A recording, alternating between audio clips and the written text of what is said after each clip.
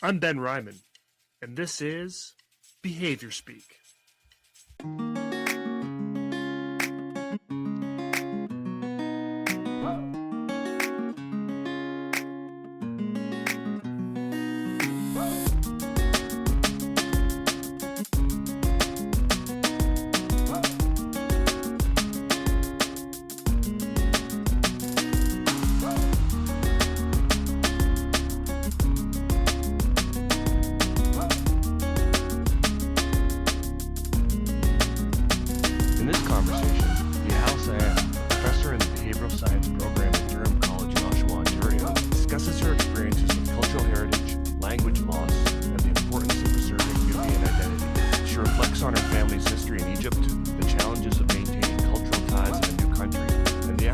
Revitalize the Nubian language. Nehal also discusses the stigma surrounding autism, the challenges faced by immigrant families, and the importance of advocacy. Welcome, Nehal. Thank you. Thank you for having me. Yeah, stoked. Before we get started, I just want to acknowledge I'm producing the podcast in the land of the Klabman, Clayhus, Homo, Comox, and Seashell First Nations. Grateful to be here. All right, Nehal, tell me about yourself. Well, as you know, my name is Nehal. I'm a behavior analyst based out of the Greater Toronto area. I've been in the field for 9 years now, so kind of worked all over with different populations, but mainly adults in mental health and with the geriatric population, so with neurocognitive disorders like dementia and other things. Worked with children with autism, developmental disabilities, and all the more, the more popular areas of work in our field. And I also teach as well at the post-secondary level. And yeah, I got into this field because actually I grew up with my brother's autism. He's now, today's his birthday. So he is 28 years old today. No, I lied, sorry, 1996. I'm old, so I have to always 29. 29. Oh my goodness, he's 29 today, yes. And so we immigrated, actually, when my mom was pregnant with him, to Canada. And so he was born here, but I've kind of obviously seen kind of his life experience and his journey and how he's developed through all that. And just my parents kind of learning how to work with him. And yeah, so that's kind of why I got into the field. Initially, I said, you know what, let me just do a post-grad certificate and learn about it and see so I can help him and be able to support him as best as I can. And I said, and if I don't like it, there's other fields of work I can get into. But yeah, 9 years later, here I am. Is he an older brother or a younger brother? He is younger. Yeah, I'm 35. Okay. So you were 6 when you moved here? I was 6, correct. Yeah, I was almost 6 when I came. And we were in Montreal for a bit, but I kind of was able to see. Granted I was 6, but sort of the big reason why we came to Ontario, I think, was because services were a lot more accessible here. And also my parents at the time, it was the 90s, it was Quebec, they were still in the process of learning French, and it was much harder to get services in English at the time there. So he was diagnosed in Quebec? It's a really good question. I know that we moved to Ontario at the end of 99, so he would have been 3.5. So there's definitely were developmental concerns at the time. Was he formally diagnosed? We knew there was a developmental concern. I don't know when the formal diagnosis came. I want to say maybe he was diagnosed in Quebec, but we really had no idea what it was at the time. And honestly, the general population at the time had it's way more known now, but there's definitely a lot more stigma back then. And I remember the stares and stuff you get from people out and about when you have a child that, for lack of better words, physically appears to be neurotypical. There maybe are no physical markers, but maybe doesn't behave in the most neurotypical way. But yeah, I want to say he was maybe diagnosed towards the end of our time there. And then we came here, and then he got more support here. So you moved because of the services? I think it was because of services, and I think too, just with the difficulties. I think as immigrants too, with languages and finding jobs and stuff, it was much harder there than we had anticipated. There's no Facebook or Reddit back there to kind of prepare you for what immigration was going to be like. You kind of found out, when you landed that, your credentials that kind of got you into the country are actually not going to be recognized for sort of getting you a job or things like that. So I think my parents... Do you have a certification with the International Behaviour Analysis Organization, the Qualified Applied Behaviour Analysis Credentialing Board, the Behaviour Analyst Certification Board, or are certified through your region's Behaviour Analyst Credentialing Board? You can earn continuing education units for this episode by going to www.behaviorspeak.com and clicking on CEUs. The first secret word is journey. Journey. We're kind of struggling in that area. And so my dad just decided it would be best to come to Ontario. We moved to Toronto. It was a bigger city, more jobs available. My dad did his university in English. He spoke it pretty well. My mom mainly spoke Arabic at the time. She was in the process of learning French and then kind of had to switch and learn English. And then obviously for my brother and stuff, it was just more services that were widely available for him. And why did your family move to Canada in the first place? From what I know, I think my dad's always kind of wanted to live overseas. We were actually born in Saudi Arabia, so we were of Egyptian background, but we never really lived in Egypt. We'd go back and forth a lot because it's such a quick flight. So we're 4 kids in the family. The 3 of us are born in Saudi Arabia. Obviously, my brother being born in Montreal. But being in Saudi, my dad had been there since he was a younger man, had graduated university. Back in the 80s, it was kind of had a lot of opportunities for young people, especially that spoke Arabic. And so my dad kind of went there for that purpose, well-paying job. I think it was like you paid no tax, they covered some of your flights back home. I believe it was, something along those lines. It was kind of a bit kind of like what the perks of people moving to Dubai for a little while, right? Yeah. And then, so anyways, my dad was there. They got married. My mom moved there to be with him. But in terms of like long-term opportunities in Saudi Arabia, you don't get a passport there, right? Like you can't become like naturalized citizen is what they call it. Yeah, there's no such thing. You kind of have to be 100% unless it's like an exceptional case. So my dad knew long-term, it wasn't a place for us to live permanently. He was just kind of there on a work visa. And so for us to be able to kind of have, even if we'd lived there, when the time came to go to university, we probably would have gone back to Egypt for university anyways. And then he didn't want to live in Egypt because I think it was livable, right, for sure, but he just wanted kind of more for his kids. So that's kind of how I think we came to Canada. And also in countries like that, it's one of those things where if you were to lose your job for any reason, you pretty much lose any rights to remain in the country. And so it wasn't, I think, long-term, it wasn't, he had a job that was stable and stuff, but you always kind of have that fear at the back of your mind that you might have to pack up a family of 3 and just kind of go in the event, there are layoffs or you lose your job for whatever reason. So I think for him, he just kind of wanted to explore other opportunities. And how was the move for you? Relatives here. Being here? Like, how was the move for you, like, initially? Do you remember? You were 6, Oh, I yeah, guess, I remember. Yeah, I do. I remember because we came January. So I remember the cold air. Right. The plane door open. I remember seeing people that didn't look like me. I remember the first time I saw a blonde person, like a young blonde girl. I remember I was mesmerized. I think it was okay for me. I didn't mind it. I was young. I remember seeing snow for the first time, and I think the ice storm of 97 hit. Was it 97 or 98? It was 98, I think. Right, yeah. But that was right after we came, so that was a big, yeah.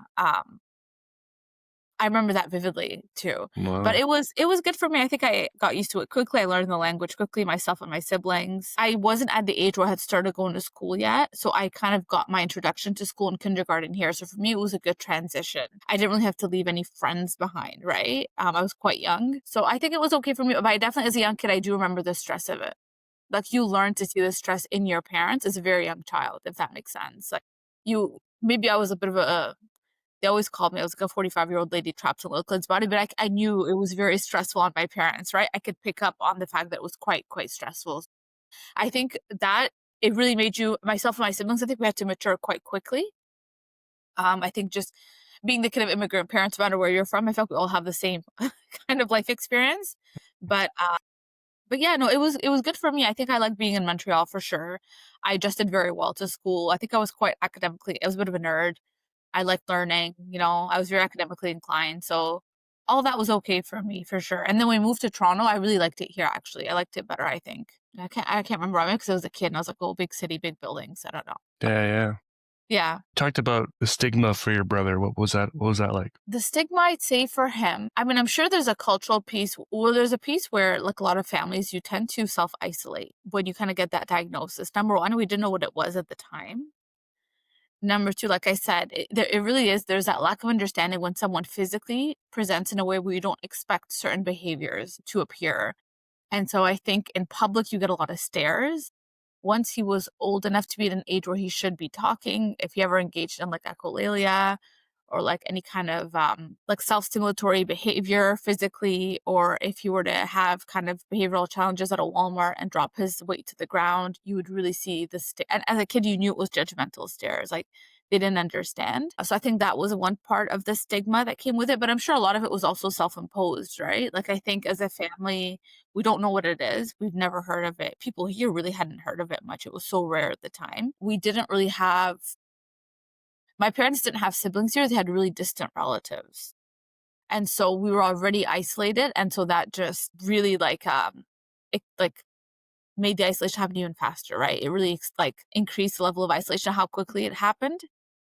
So it was hard to go out certain places because people wouldn't understand. There wasn't programs available for him. Even at school, it was really like a fighting battle with schools to get him the help he needed. And I think that's where my mom, I think her personality really developed, because she was actually quite, I was surprised to hear that, quite a people pleaser when she came. And I remember someone had told her once, and it was a woman who was from here, and she was like, the school's walking all over you, because they would call her every day, come get your son, and she would go get him, and it was a walking distance, but he would be like punching and kicking and screaming her on the way home, right? And she said, someone told her, in this country, if you want to have your rights, you have to start screaming to get what you want. And I always joke she hasn't stopped screaming since.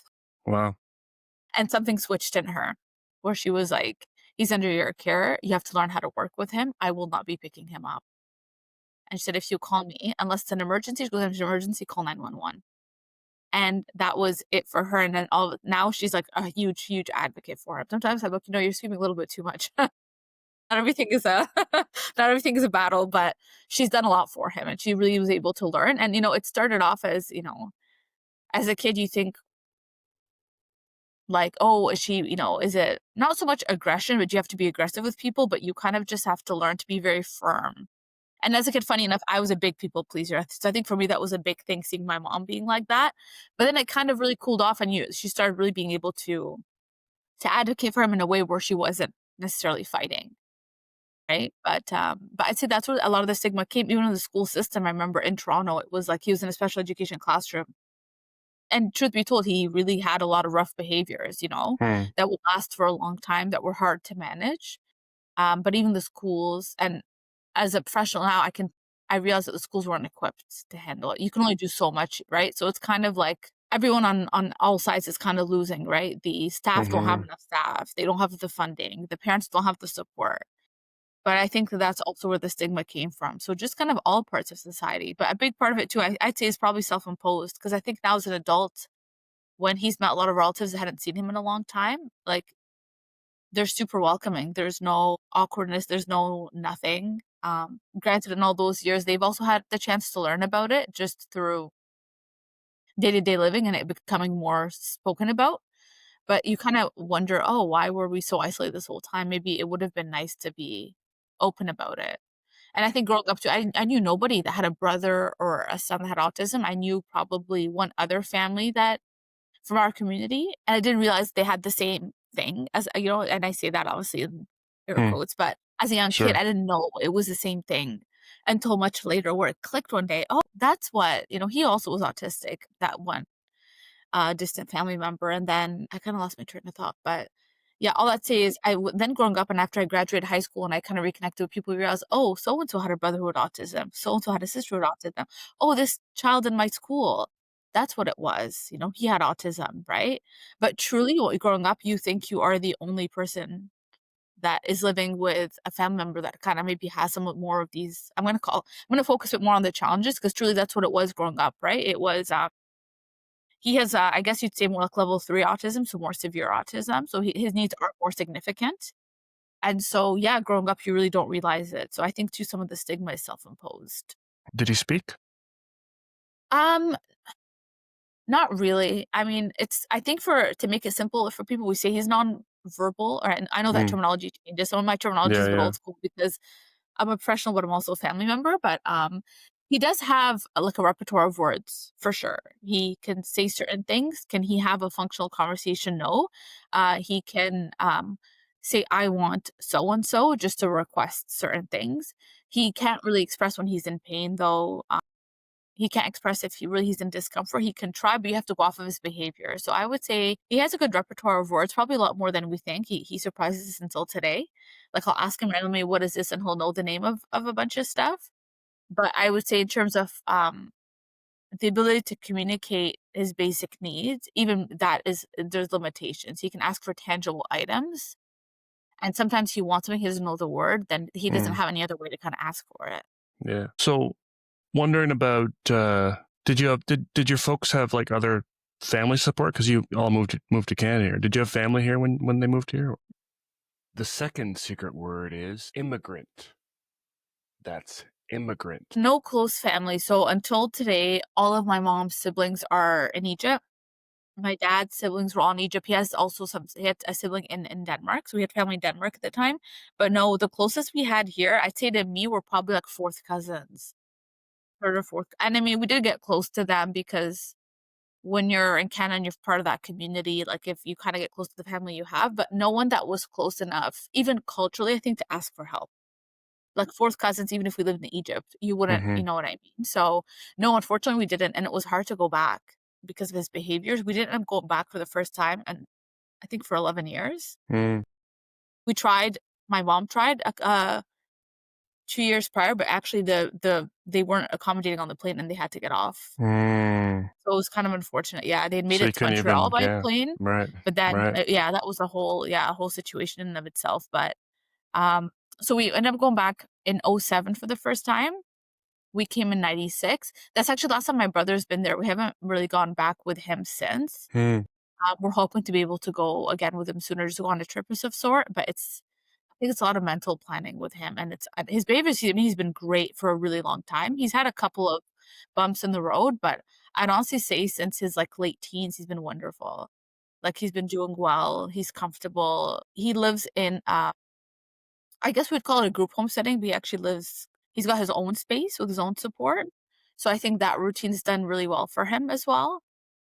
But yeah, no, being in Canada, we didn't really have, or we couldn't ask for help from the family. Well, I'm sure the family here would have been super helpful, but I can see why my parents didn't ask for help. So it was just us. Yeah. So that's why I think as kids, we kind of had to mature quickly and take on a really big caregiving role, more than what we typically would have already as, immigrant kids to Egyptian parents. Yeah.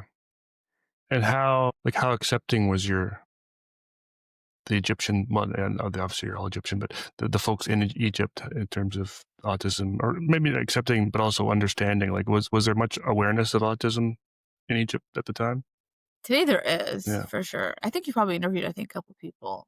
I think you've interviewed somebody before. I had one person, Yeah. So today is a lot more understanding, for sure. I think most people probably know what it is. No, my family, they were supportive for sure. I think they wanted to help. It was hard. I think there was one family that ended up, I didn't know it at the time, but they actually came to visit really shortly after we knew that there's something with my brother's development wasn't going, I guess wasn't neurotypical. And looking back, I think they came to kind of just visit us and support us for a little bit, and which I'm really grateful for, because back then, and even today as an Egyptian, to travel, it's a lot harder with the passport than it is. You have to go and get visas. You have to get interviewed at the embassy. We have to provide supportive documentation.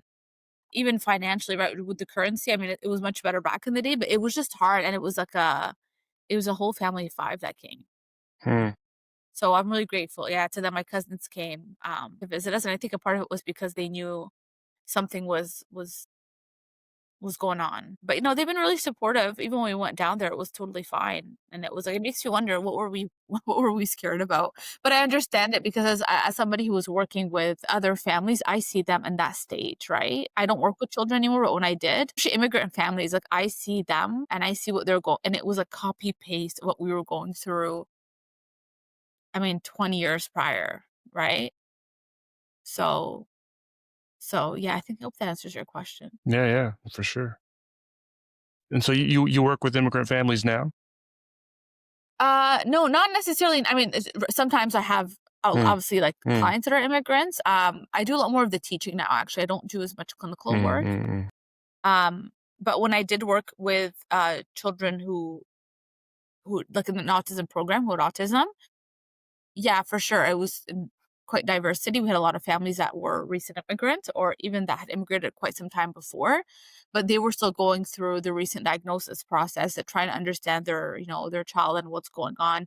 And they were also quite isolated. So it was really like, it was kind of like I was gonna say full circle moment, but that doesn't really apply here.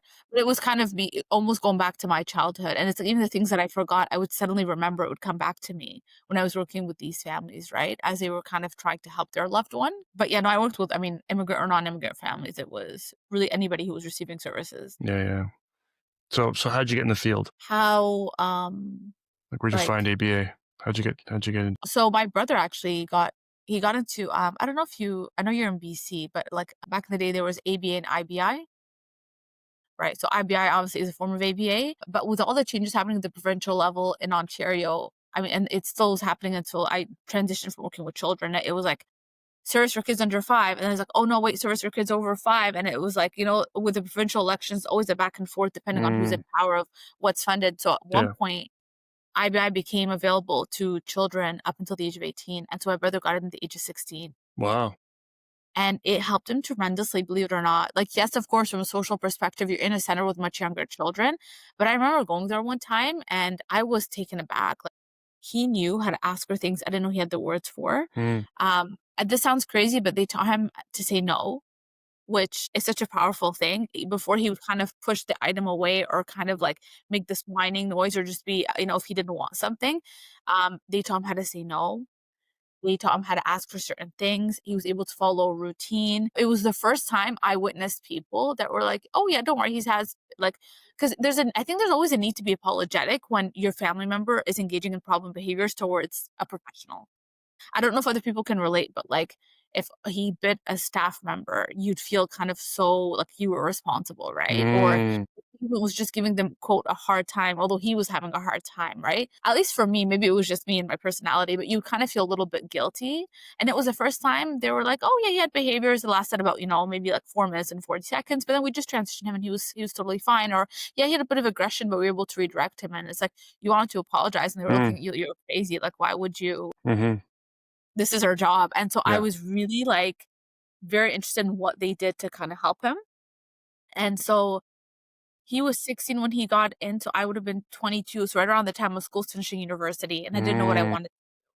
And so I said, I'm going to do a graduate certificate program in autism and behavioral sciences. It was just 1 year.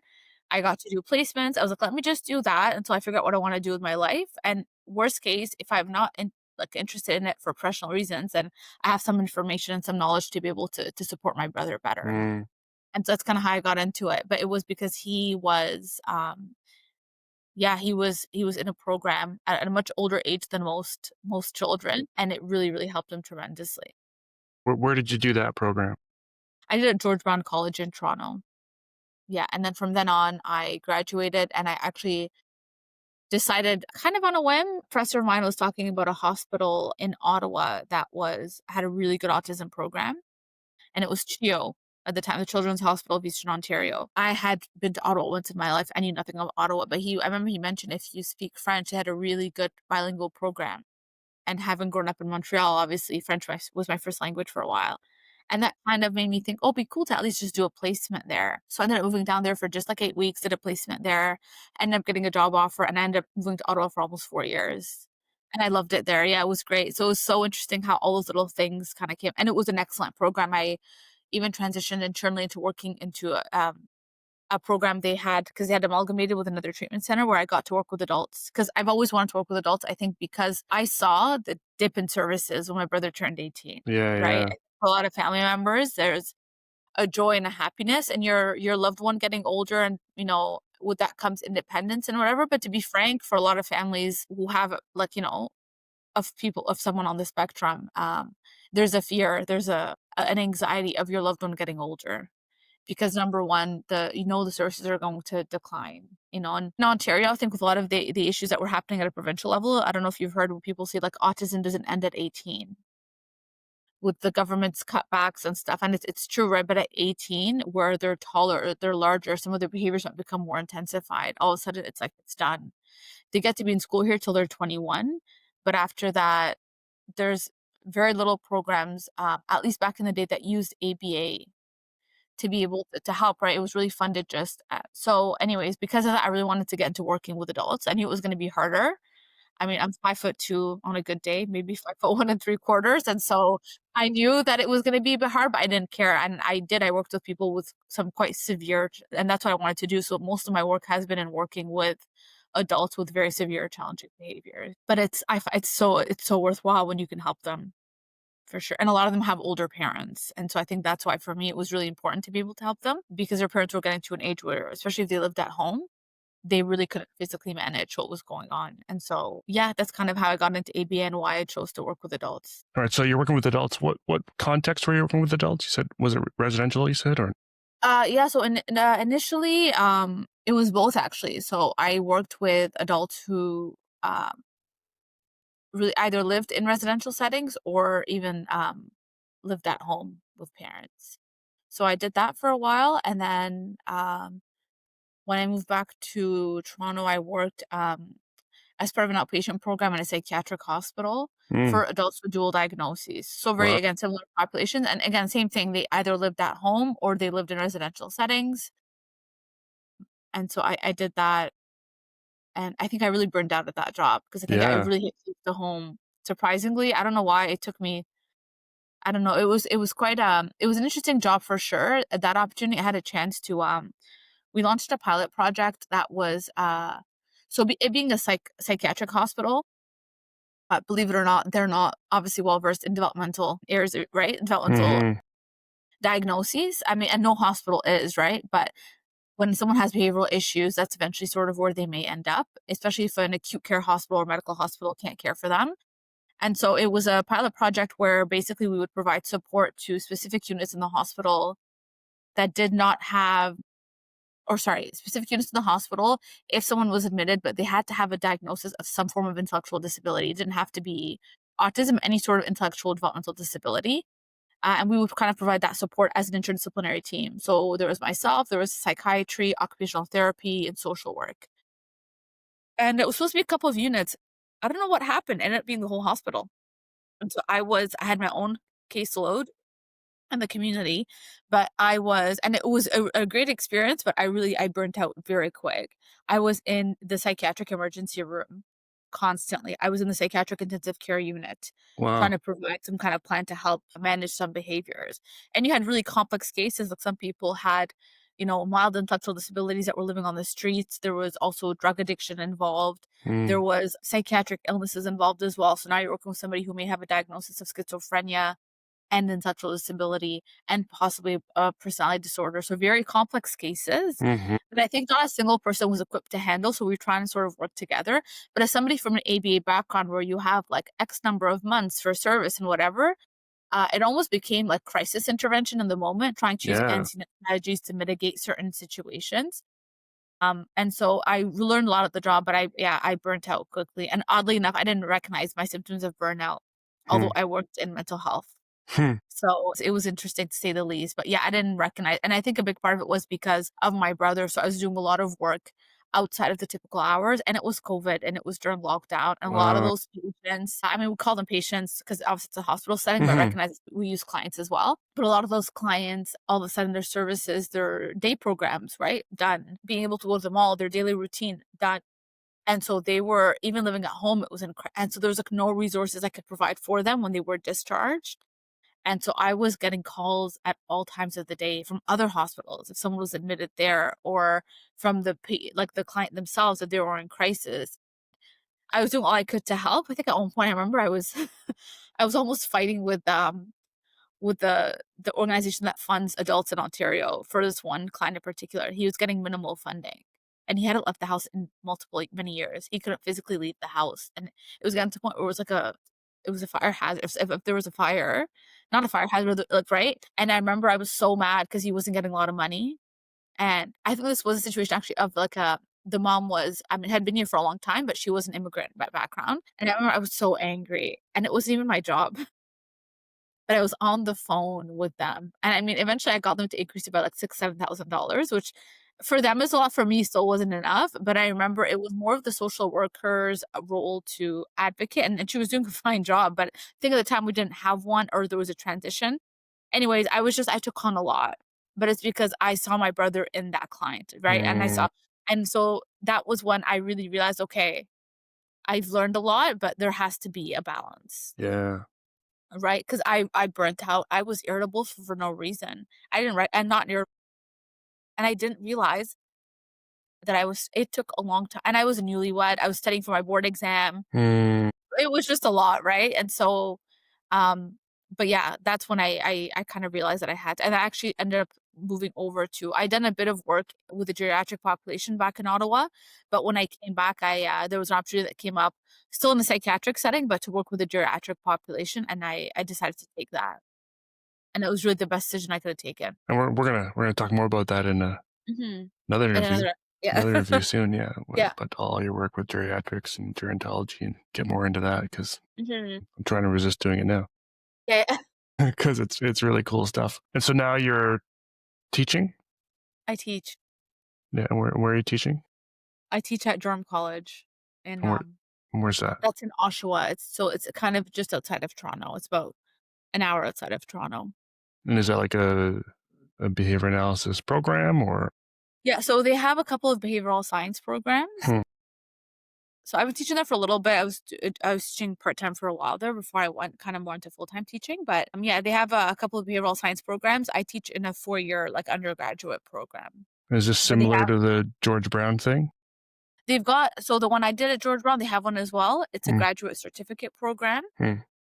That's 1 year, and they also have a 2-year diploma program. So I have colleagues that teach in those, but I mainly teach in the undergraduate program. So it's really neat because they actually get to, you get a lot of exposure to ABA, but you also get a lot of exposure to psychology courses and like behavioral therapy courses as well.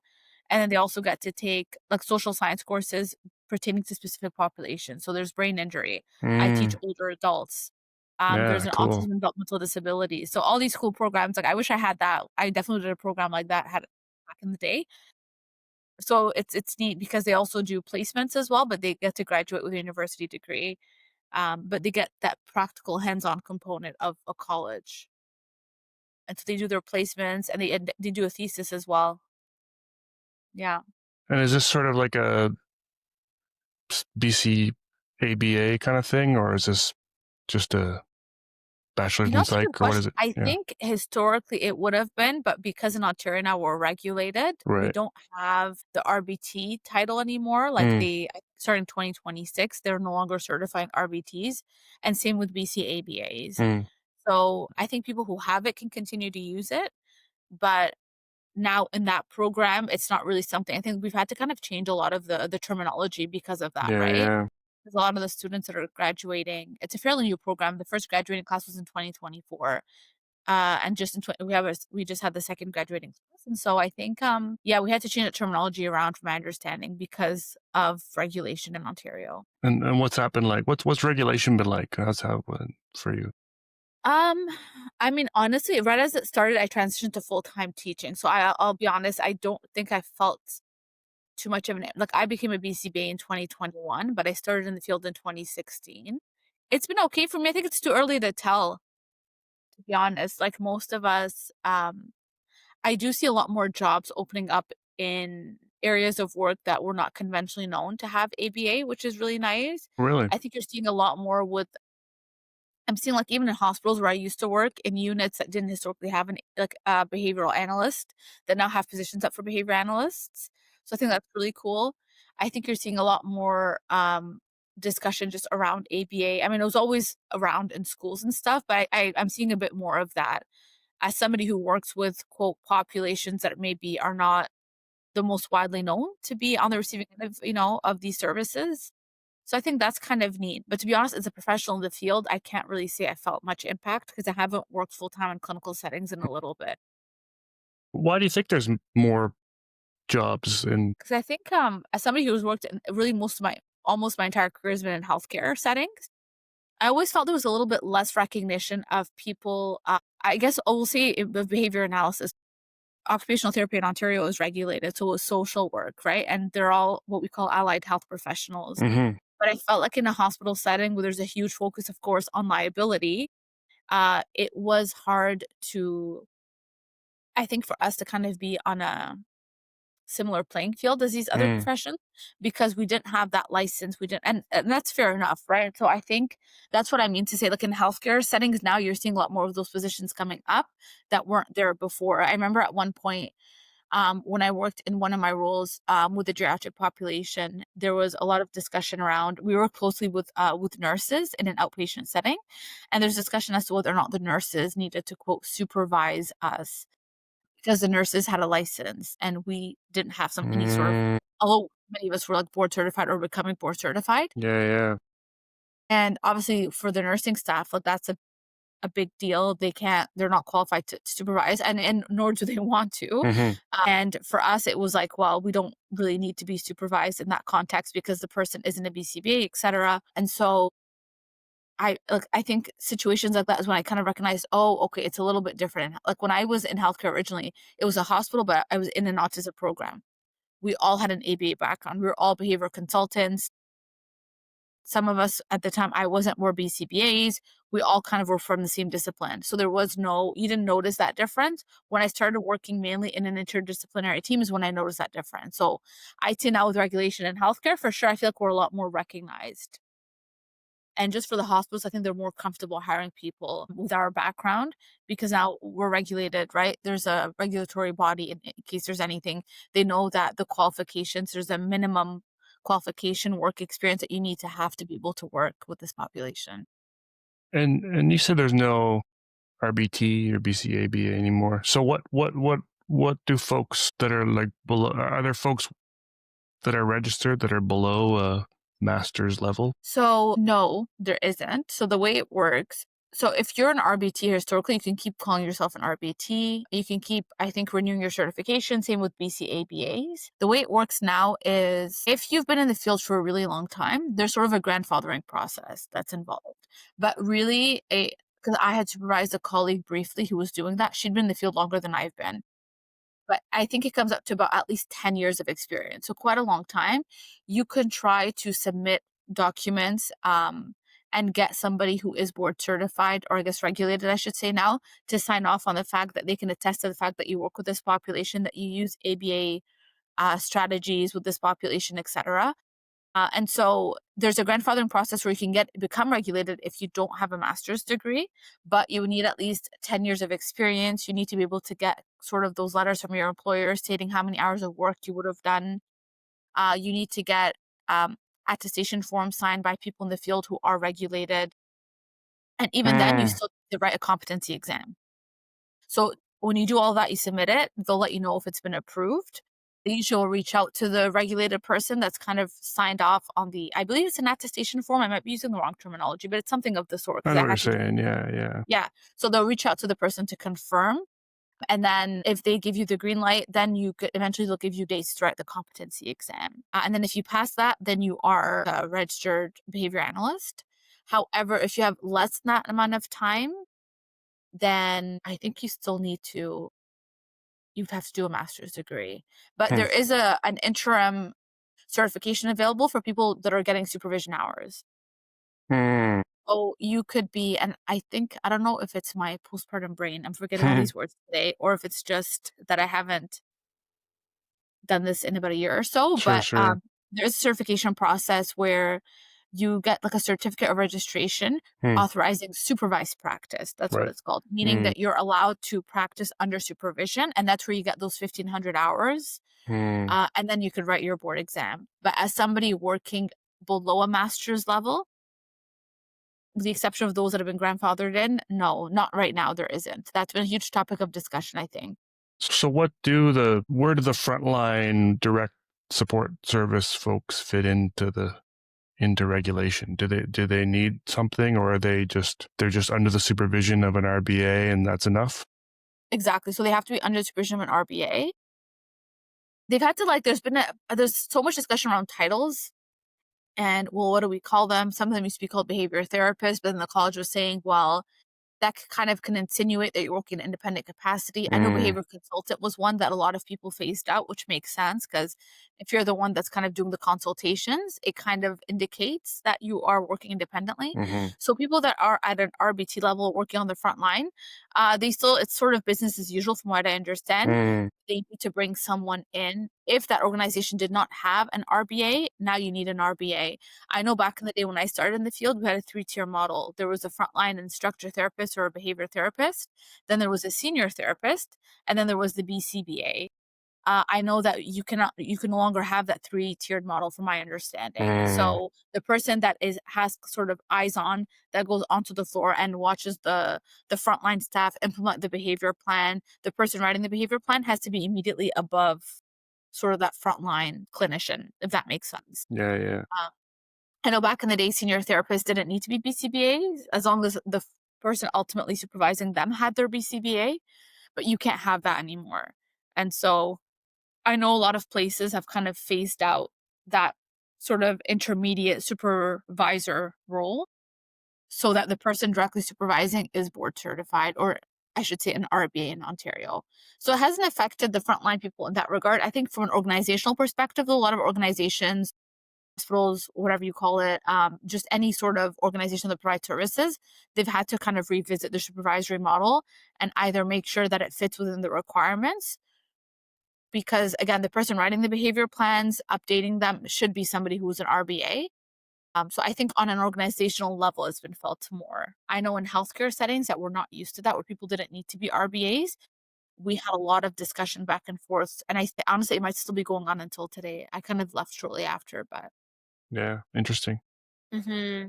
When we first connected, I think we were gonna talk more about Egypt and sort of your connections there. Have you been? You said your brother has only been back a couple times. Have you been back more than a couple times? Or Yeah, my brother's only been back once. I've been back, quite a few times. I was there lastly in 2023 and again in 2022, actually.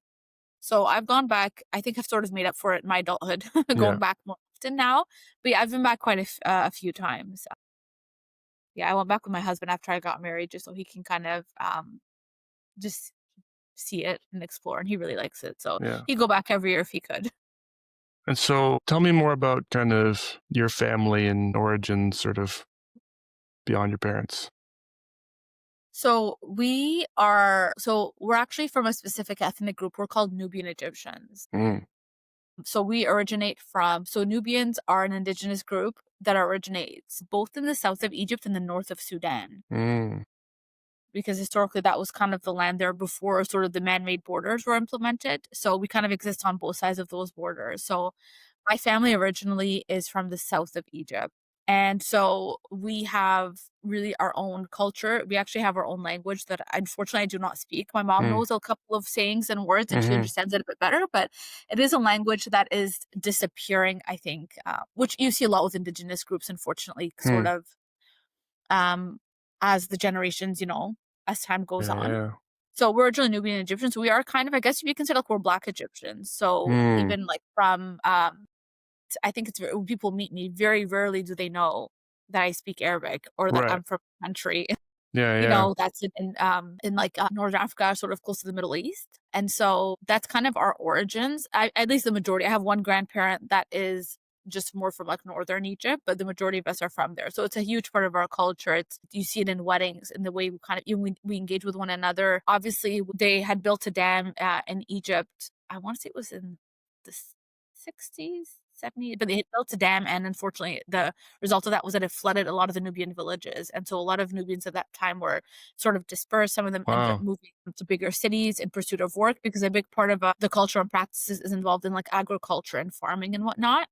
And so obviously you need to have fertile land to be able to work. And so my family's been in Cairo for a couple of generations. Like my grandparents, I believe, were also born in Cairo. So culturally, I would say we speak Arabic. We kind of have adopted a bit of the mainstream culture, but not to say that the Nubian culture isn't part of our kind of everyday life. It is, but not as much as it would have been had we kind of stayed in the area where we originated from, if that makes sense. So right now, I mean, I'd love to learn the language again, I think, before it kind of just goes extinct. What is it called, It's called like Nubi, like the Nubian language, Okay, but there's Nubian, yeah. actually different dialects as well, depending on there's a couple of dialects from Egypt and a couple from Sudan. I would love that. I'd love to learn more because I really, to be honest, really don't know much about it. And I think it really hit me that I don't know much about it when we went to the South a couple of years ago. And yeah, it's almost very foreign to me. Like and I think there's a dual layer, right? There's a part where my family's been in Cairo and kind of have just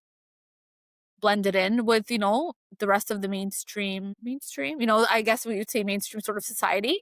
And then there's the immigration part on top of that. Like, I'm just trying to hold on to my Arabic for now, Yeah, let alone, right? But that's where my family's originally from. So yeah, my whole family is still in Egypt. I would say almost my whole family in terms of like first cousins, even like second cousins, are in Cairo. So they've kind of been in the capital for a while, but we still have family back in the southern part of Egypt for sure. My mom's eldest sister spoke the language fluently, but she's passed away now. So there's still, you see it a little bit more in my mom's generation, but for sure from my mom's generation to mine, there's a big loss of that culture. And so your mom doesn't speak it? My mom actually, to my surprise, she knows more than I thought. I was testing her one day. I came across a page on Instagram that teaches you words, and I was testing her, and she understands more than she speaks. She definitely knows. She has a good vocabulary in terms of words and stuff, but I don't know if she'd be able to sit down with someone and converse in it anymore. No. She knows certain words, certain phrases, expressions, things like that. It was her father actually had published the first, I think it's Nubian, Arabic, English, and maybe French dictionary. Wow.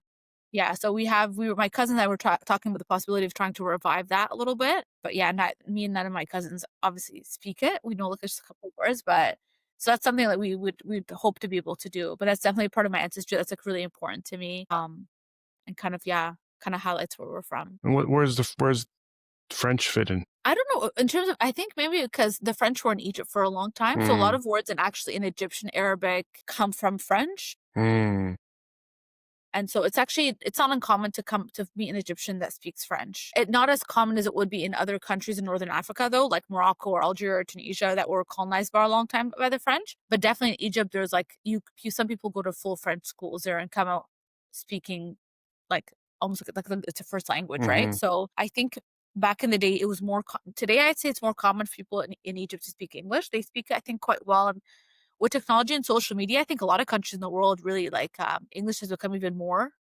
sort of widespread and mainstream. But back in like the 30s and 40s and 50s, the most common second language I would say was French. I think that's probably where it came about and why it was. I might be mistaken, but I'm pretty sure the dictionary had French in it. But if not, I know it definitely had English. What else do you know about sort of Nubian culture? Well, that's a big question. Yeah, well maybe. Yeah, that's too big of a question, really. But like first off, do you know how old of a group this is? How far back this goes? I can't tell you the number. Definitely, it's like from ancient Egyptian times for sure. Yeah, for sure. I mean, until today, when anybody who's interested in ancient Egyptian history, I guess would know. But until now, if you go to the museums or even any museums outside of Egypt where there's an ancient Egyptian exhibit, there's often references to like the kingdom of Kush and just the Nubian civilization and whatnot. I don't know exactly numbers how old that would make it. But I would say, honestly, my knowledge is pretty limited. Yeah, I wish I kind of knew more. I know more about like the modern day sort of just like, the foods, the culture, the traditions, things like that. Funny enough, I actually didn't even realize that we were different growing up until I was maybe like 10 or 11. I just assumed everyone listened to that music. Everyone kind of danced that same way at their weddings. Everyone, you know what I mean? I think it's because when I had a couple of friends that were Egyptian, but not Nubian, we just call them Egyptian. There's no name. It's kind of what the mainstream sort of ethnic group is today. That I realized like you don't hear those words at home, or you guys don't eat that, or you guys, and then I realized we were different. Yeah. I didn't realize I looked different for a long time. Do you find that sort of, so I guess it sounds like you're kind of striving to sort of learn more now about your indigeneity. Yeah, I love that because I mean, I think especially with the displacement of the Nubians, I think a lot of it kind of, I mean, that's how a culture kind of dissolves, right? Really is physically with the land, right? As soon as people are kind of spread out. And for a while, I think there's still, discrimination happening. I can't speak to it today because obviously I don't live there, But there was, there's quite a bit back then. And so, yeah, I would love to be able to hold on to that, especially somebody who's like a recent mom and stuff, to be able to teach my son a little bit of what that's about. I mean, he's got different parts of his ancestry. My husband is not Egyptian, but I think it would be nice to hold on to it, especially it's such an ancient culture. It's so important. We don't have a big community in Canada. I think that's the struggle. The I was going to community we ask. have in Canada, we're all related, Yeah, pretty yeah. much, So we're all cousins, and none of us know really. We don't really know much. At least our generation, their parents do. But again, our parents are getting older. They're like in, their 60s and 70s, right? In the US, there's a really big community actually in the DC, Virginia area. And so I've actually connected with some of them.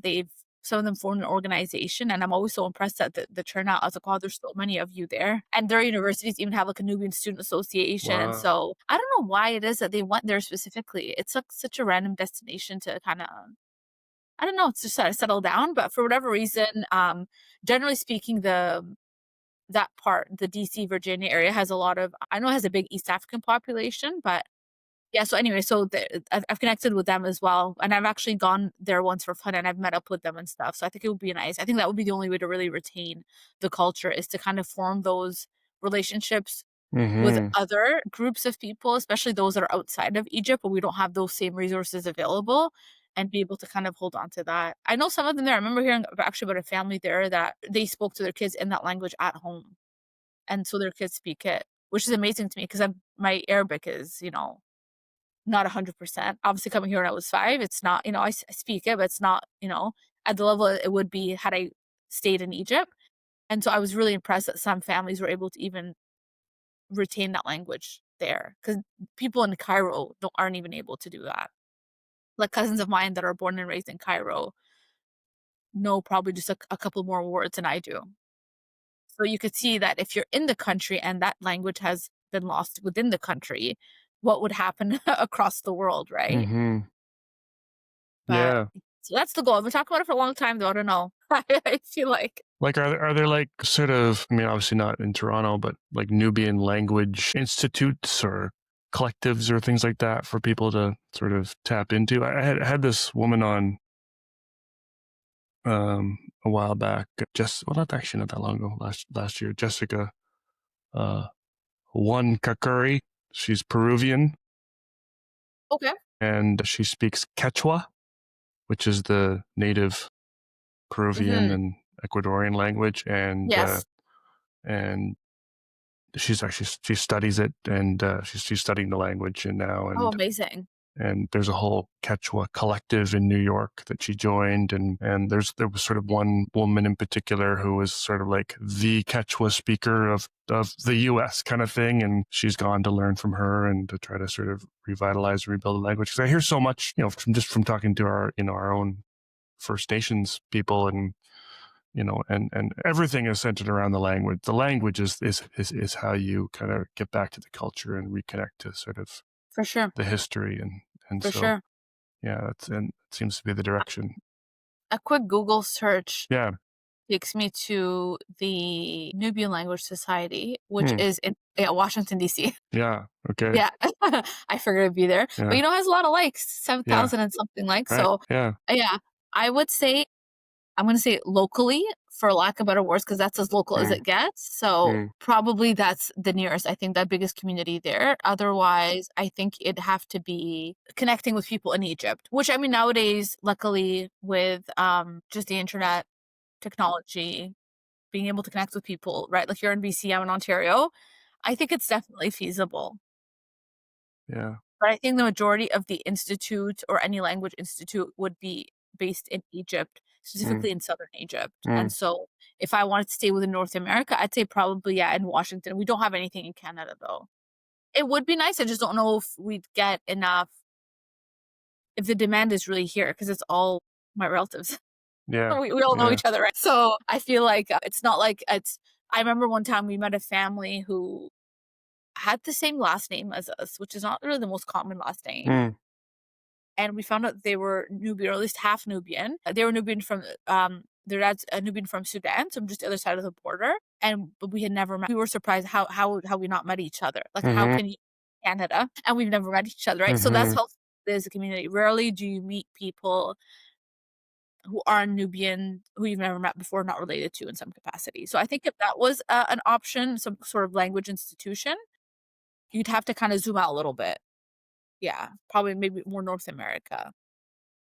I think that's the benefit of starting these kinds of groups, though, is that you find out that there's more folks that you didn't know about. Yeah. I think about BABA, right? And the Black Applied Yes, Behavior yes. Analysts, and how, like, I've talked to so many Black behavior analysts who, before BABA, thought they were the only one. Right, And right. and assumed they were I'm the only Black behavior analyst in the country. Was sort of the thought that a lot of these folks were having. Hmm. And then suddenly there's a whole lot more of them. Still not a lot, but a whole lot more. Yeah. And, so starting these groups can sometimes sort of pull people out of the woodwork that you didn't know existed. That is true, because I went to Baba's conference, I think it was 2023 in Detroit. And I was so surprised. It was a much larger conference. And granted, a lot of them are from the US, but still, like, I met quite a few Canadians. Yeah. That were there. And yeah, like you said, right, it's one of those things that you don't know until people kind of get together and form some kind of association or a collective or something to gather people, for sure. Because I would say in Canada, even now that I think about it, I ever met another. I met one at Baba. Matter of fact, Met one, I don't like a Nubian behavior analyst. No, a Black behavior analyst. Oh, okay. Oh no, Nubian. There's definitely. Yeah, gotcha. Yeah. So you're wondering about in Canada? Yeah, but I'm just realizing, like, yeah, even in Canada, like, yeah, you don't. I don't think I ever have.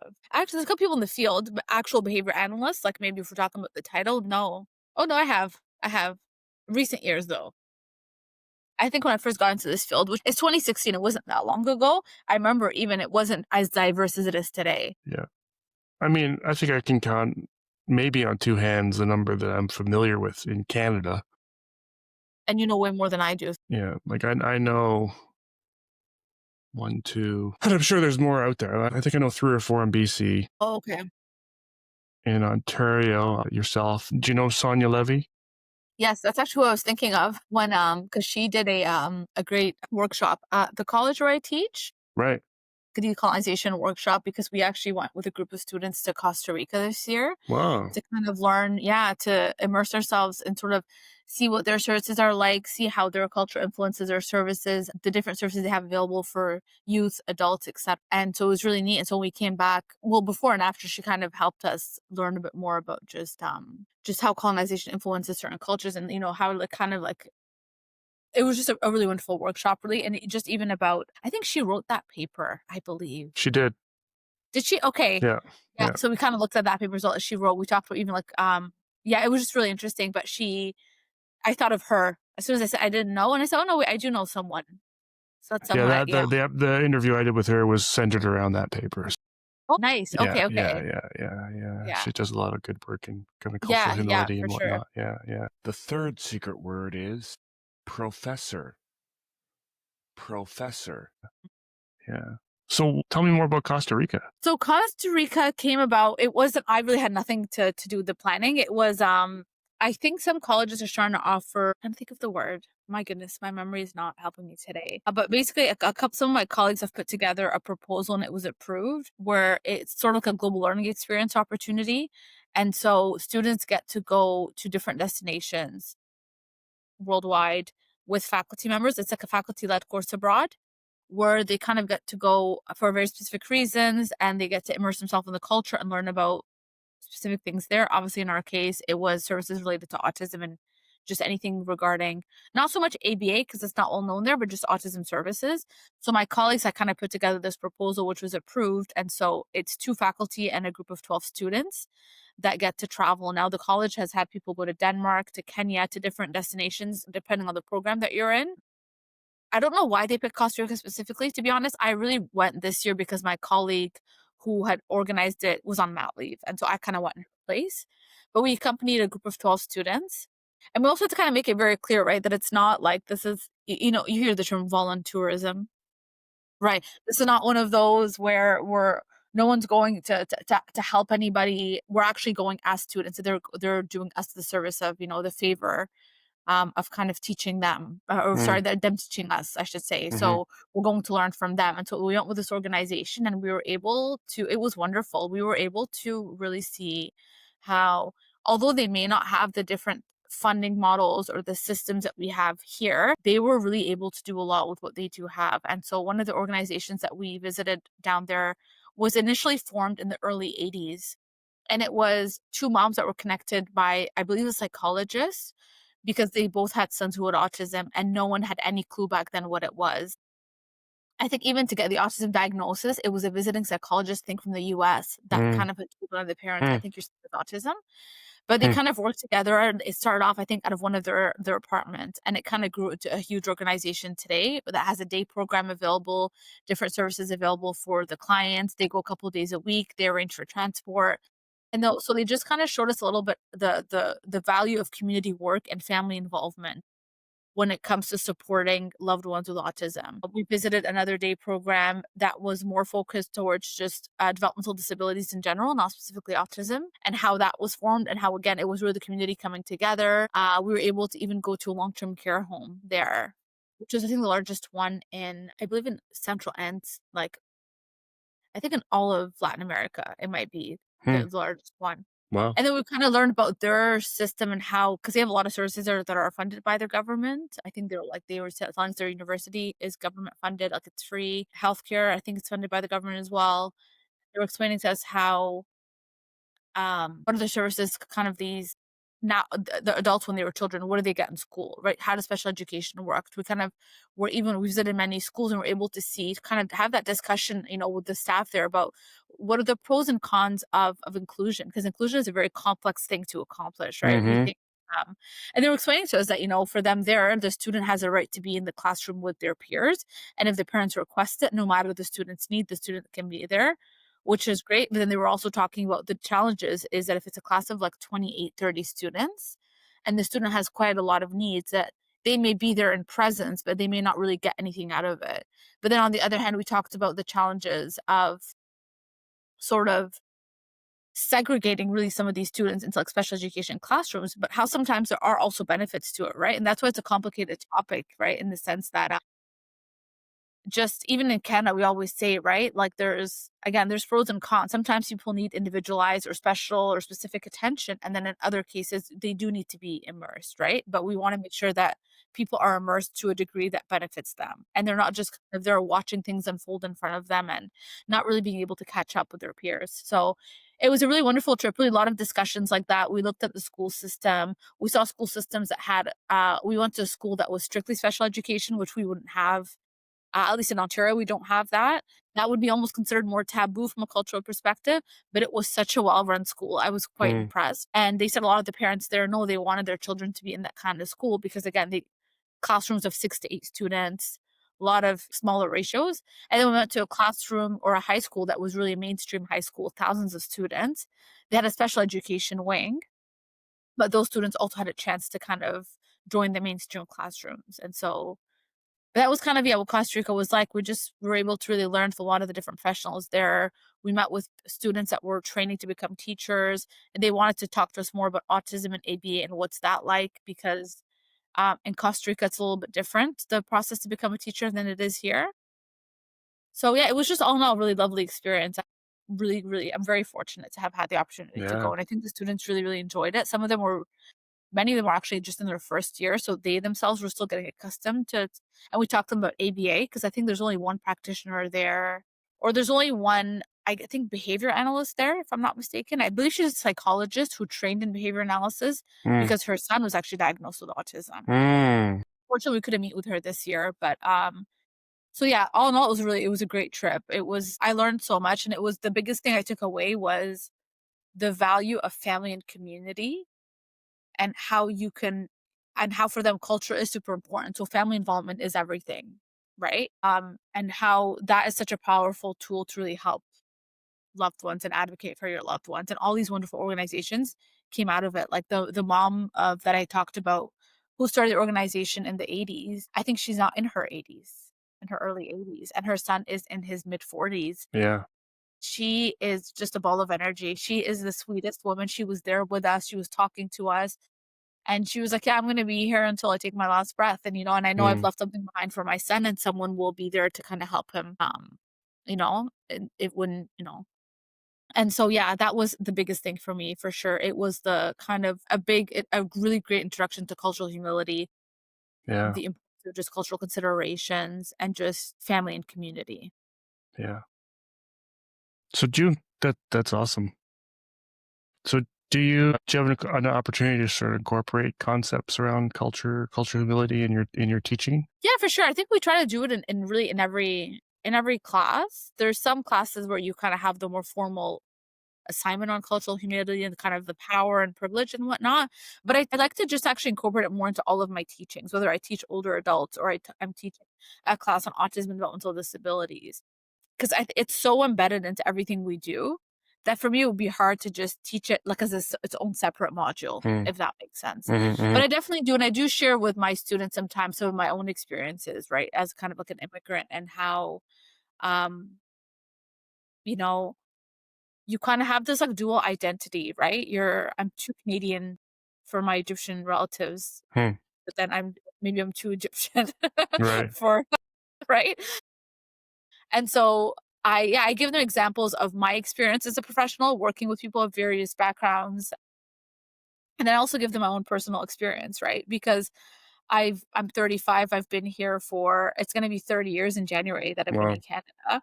And so obviously it goes to say that like, this is the culture I don't know if I relate to the most, but it's my everyday culture. It's what I know. And even then, giving them an example as somebody who's been here for 30 years, right? Much longer than these students have I've been on this planet, how there's certain things even for me that someone needs to know if they're working with me as a client, right? So imagine how much you would need to know for someone who maybe hasn't been here that long, or maybe comes from a certain culture where their values are very different, right? How do you work with them?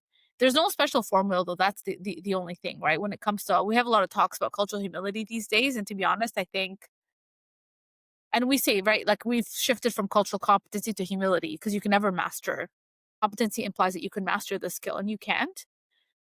So I think for them, I tell them even about times where like, I remember early in the field, comments colleagues would make about certain clients, difficult quote clients, or the condition of the homes of certain clients, or how it was chaotic in the home. And I remember that's when I actually realized that in this field too, we see that sort of, what's the word? How would you describe that? I guess that lack of cultural humility, right? And so, so yeah, I incorporate into my teachings from different perspectives as a professional, but also as an individual and somebody myself who is like a visible minority, and who's somebody who was really on the receiving end of these services, because growing up, I really was the one that went with my parents to a lot of these appointments. I translated oftentimes, especially for my mom. Right. My parents weren't well versed in technology growing up because of all the changes that we went through. So I'd be the one sending the emails, etc., meeting with my brother's team as a very young child. And so I remember sometimes, even now, I can remember vividly the lack of cultural humility in some of the professionals that worked with us. And I saw those same behaviors in some of my colleagues in my early years in the field. And it's not ill-intended, really, but it's when you come back from a visit at a client's home and you're complaining about the grandmother being too involved and asking too many questions, right? That's an example. Or you come back and you're complaining that it was such a chaotic household because it's a multi-generational household. That's an example, right? Or a big one is the data. I remember my parents were not good at taking data because, again, we come from a culture where if you have a child or a family member that has a need, you take them to a professional and they kind of do most of the work. And so it was a very foreign concept to my parents that there was almost homework after these sessions, right? They had to do homework, they had to collect data. So they weren't the best at it.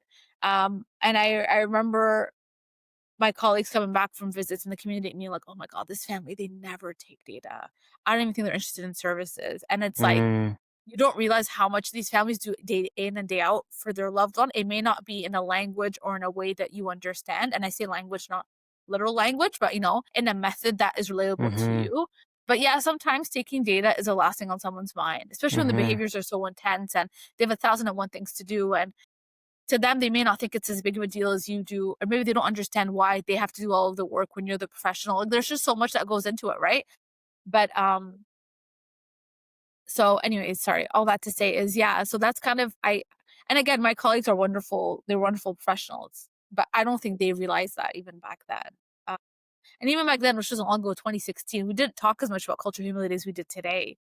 It was more acceptable to kind of say things like that or rant about our family and frustrations and this and that without realizing that there's so much more about it. And a lot of these families do a lot for their loved ones. So I do give examples like that to my students for sure, because I tell them, it's very easy to say something like that. So I'm telling you from now, those statements are almost sometimes an indication that maybe there's more work to be done when it comes to cultural humility. And I even get them to kind of think about what about this statement may not be appropriate? Because really on the surface, it does seem like really an innocent statement, like, oh, they didn't take data, or yeah, maybe the household is chaotic, right? Maybe it's chaotic because maybe you didn't grow up like that.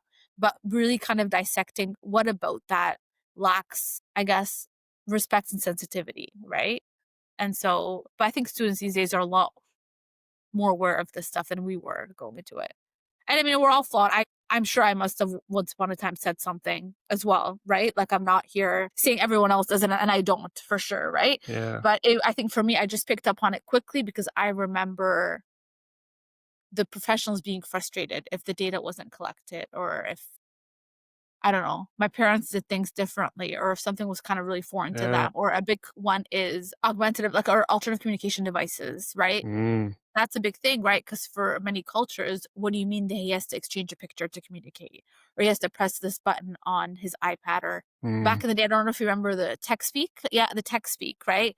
And you have to record your voice over the little buttons and all that Right. stuff. And Yep. so, but this to many, or what do you mean he has to walk around with a binder? And if there's already that social stigma, why do I want to make it more apparent that there's, quote, something? Sure. And of course, there comes a time where you have to kind of come to some sort of middle ground and come to an agreement with the families and find what works best. But it's okay for them to ask these questions because that stuff is very foreign to them, to a lot Yeah. of people, really, right? Mhm. So I think even things like that, right? A clinician being frustrated, like, oh, they're not practicing their PECs, they're not being consistent with the strategies. But have we considered the social significance of our approach? Because I can Mm. assure you we did not. Did we Mhm. really talk to them about what they think about it? Is there anything about it that makes them Yeah. uncomfortable? We know that this is new to them, but here's kind of what the research says, and here's why we use this approach. And, so hope that answers your question. I kind of Well, it went on does. Yeah, Yeah. it makes me think a lot about our field and how we do have a lot of expectations of.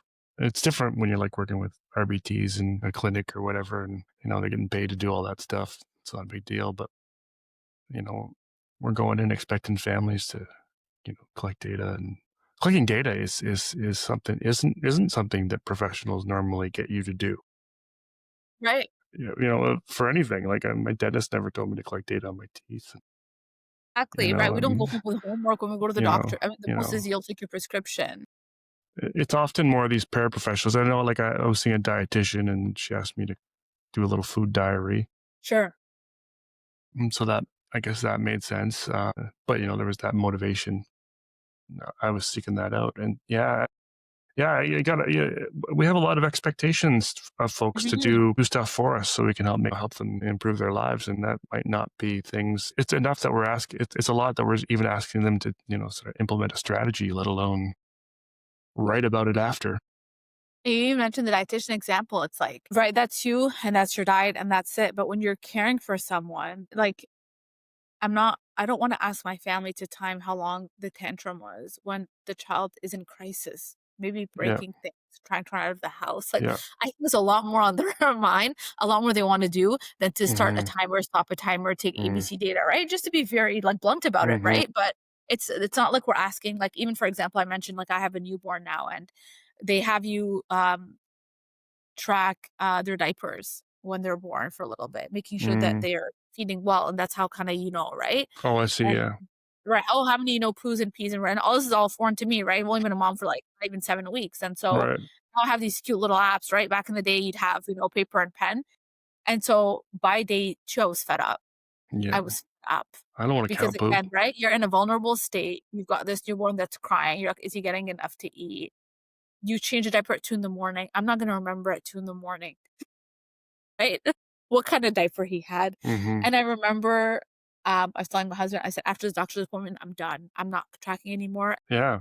Ironically, I liked the data at that point. So I kept tracking for a little bit longer. Mm. But even I got to a point where I was like, I'm done. Mm-hmm. And this is just me with a newborn. Yeah. Right? Now imagine you're taking data on problem behavior and you're doing it consistently throughout the intervention to make sure that it's successful. Right? I've never worked in centers. I never worked in like IBI. I've always done kind of consultations out in the Same. community. So really the onus is on them. And some of this sometimes we're involved for several months at a time. And I'm somebody who couldn't keep it up for, Mm-hmm. you know, I couldn't track diapers for more than a week. So it just kind of goes to show you that Mm-hmm. sometimes you ask people to do things that we can't even do ourselves. I was bad at my food diary. I mean, Yeah. yeah, I mean, Right. Oh, I'd be yeah. bad at my food. If I had to do a food diary, it'd be terrible. Right. So I think that's something to consider as well. As you're right. Most professions that we go to, they don't have us, and at least if it is, it's not that taxed, but we're having them do it at a time that's a really stressful time for them, a really stressful time period where the last thing on their mind is grabbing a paper and pen and jotting down Yeah. what happened. Wow. That's big. Yeah. Yeah, yeah. Okay, out for a second. How long? So how long have you been teaching? I started in 2021. I've taught at a couple of different places. 2021, I started teaching. But this program you said is new? Oh, yeah. So I started in this 2022 in this program. So what are some, I mean, you're super young and early in your career. What are, and obviously early as a mother, what are some of the things you want to do in the next, do you have, what's sort of some bigger life goals? You've done a lot for someone so young. So Oh, thank you. yeah. So it's like, You had me super young. I was like, who? yeah, what's next for you? Yeah. Yeah. I don't know. Actually, well, no. I'm actually doing another master's degree in social work. Believe it or Wow. not. Yeah. I really was interested in getting more into psychotherapy. Cool. So I'm doing my MSW at Laurier. I've just paused for a year, just to kind of be present with my son at this time. But I'm about halfway done. So I got a year and about 4 months to go. Believe it or not, I found a lot of satisfaction in being able to relate to my clients. So I think I've worked a lot of more complex cases, and I found that sometimes, even though I haven't been able to help them, like when I say that, I mean the data, right? The data doesn't show a huge increase in challenging behaviors, or it's kind of fluctuating, or we've had to wrap up services because the time's sort of over, and that's just how, fortunately, the system that we live in, that's how it works. But even though the numbers don't show success, a lot of the families I've worked with were still really thankful for my help. And I never really understood why. Behaviors are still happening, But I guess they explained that I kind of, in certain cases, I made them feel supported. And that kind of had me thinking about more of, or some clients I worked with that were older clients. So they were sort of independent. So they were kind of, there was no mediator. It was just me and them kind of working closely together. Same thing, right? We're just up, we talk about certain things. Again, they would take their data, we talk about kind of ABA strategies, but a lot of it was just kind of talking. They also were, I found it was really my favorite thing to do, and they really liked doing it as well. And so all that to say is it had me thinking about taking more of a therapeutic role and kind of getting more experience in that field. Yeah, so I'm about halfway through my MSW right now. I think I'll still be teaching, and I'll still be working, I think, in ABA for sure. I think it'll complement ABA quite well. For sure. But I'm hoping to kind of do more things on the side, like in private practice, get more into psychotherapy. I think working with a lot of culturally diverse communities. I don't know exactly from what standpoint, like what exactly I want to work with. I have a certain interest in working with people, I can't tell you why, but who have kind of certain traumas or even certain phobias and very kind of high level anxiety over particular situations. That's something I might be interested in getting into, kind of working people who have maybe complex, like PTSD. I'm seeing that now, but I don't know when the time comes. So that's kind of what's, I think, next for me. I'd like to get more into doing more clinical work again. I've kind of paused from that for a little while. I no longer work full time with older adults, which I do miss a lot, to be honest. I'm hoping to be able to do a little bit of that outside of the context of a traditional kind of healthcare role. Yeah. And I think just more kind of, I think collaboration and education with different organizations. I think I've kind of spoken a bit about what I do, but I know there's some more local community organizations I want to know more about. I did it once with like just the idea of like dementia in older adults and how to get them support and etc. And so I'd like to do a bit more of that, just kind of workshops, educations around things like that. But I don't really know what's next. Yeah, I don't. I'm at a kind of slow point in my life right now. I'm just kind of taking it easy, day by day. But I think for sure finishing my master's, getting more experience in psychotherapy, continuing to teach, and kind of getting more into ABA again from a clinical standpoint and doing more of that. But I don't have 24 hours in a day. So. You have a 7-week-old, so I wouldn't say you're at the slow point in your life. Slow, you're right. Slow in the sense where like I'm not taking on any more commitments because that's like overtime and more for sure. You've just taken on the biggest commitment, so. Exactly, but it's slow where everything else is on the back burner. Yeah, of course. Yeah. Cool. Nehal, good chatting with you. Yes, well, thank you very much. Very nice chat with you as well. Yeah, right on. In this conversation, we referenced 3 really interesting episodes of Behavior Speak. Episode 207, Language, Learning, and Culture in the Quechua Community with Jessica Juan Kakuri. Episode 136, Anti-Racism and Behavior Analysis with Dr. Sonia Levy. And episode 15, Behavior Analysis in Egypt with Radwa Eltanab.